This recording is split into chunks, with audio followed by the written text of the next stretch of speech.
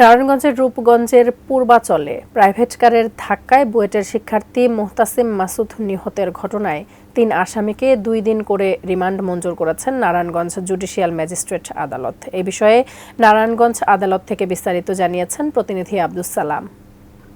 রূপগঞ্জে আলোচিত বুয়েট ছাত্র মাসুদ হত্যা মামলার আজকে ৩ আসামিকে আদালতে তোলা হয় এবং তাদেরকে ৫ দিনের রিমান্ডের আবেদন করা হয়েছে।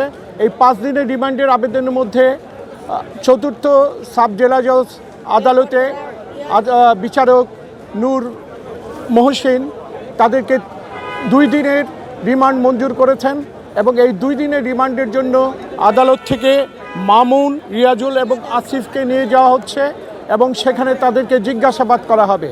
আজকে সকালে এখানে কিন্তু বুয়েটের প্রায় ৫ শতাধিক শিক্ষার্থী তারা এসে খণ্ড খণ্ড মিছিল বের করে, মানববন্ধন করে এবং তাদের বন্ধু মাসুদকে হত্যার প্রতিবাদ জানায়। এই মানববন্ধন করার পরে কিন্তু যখন তাদের রায় ঘোষণা করে এবং 2 দিনের রিমান্ড মঞ্জুর করে আসামিদের, তারপর কিন্তু তারা আবার ফিরে যাচ্ছে তাদের ক্যাম্পাসে এবং এখানে কিন্তু নারায়ণগঞ্জ বারের সভাপতি সহ নারায়ণগঞ্জ বারের কিন্তু প্রায় অর্ধ শতাধিক আইনজীবী এই মাসুদের হত্যার আসামিদের রিমান্ড মঞ্জুর করার জন্য আদালতে তারা উপস্থিত হয় এবং সেখানে কিন্তু তারা আদালতে শুনানি করার পরে সাব জেলা জজ কিন্তু তাদের 2 দিনের রিমান্ড মঞ্জুর করেছেন।